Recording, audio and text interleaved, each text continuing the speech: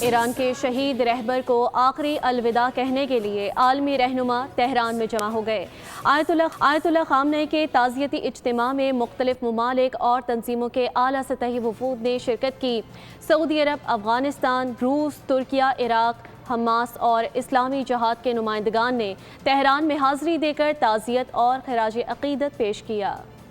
ایران کے شہید supreme leader آیت اللہ خامنئی کو عالمی رہنماؤں کا خراج عقیدت۔ تہران میں آیت اللہ خامنئی کے تعزیتی اجتماع میں عالمی شخصیات اور وفود کی آمد کا سلسلہ جاری رہا۔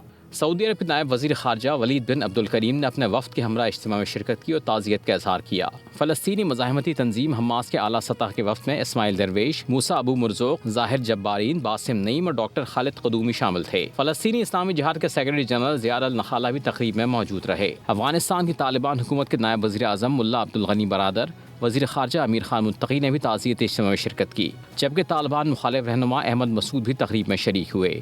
تقریب میں عراقی وزیر اعظم علی الزیری کی قیادت میں بھی وفد نے شرکت کی۔ روسی سلامتی کونسل کے نائب چیئرمین کی سربراہی میں روسی وفد بھی موجود تھا، جبکہ ترکی کے نائب صدر نے بھی شہید ایرانی رہنما کو خراج عقیدت پیش کیا۔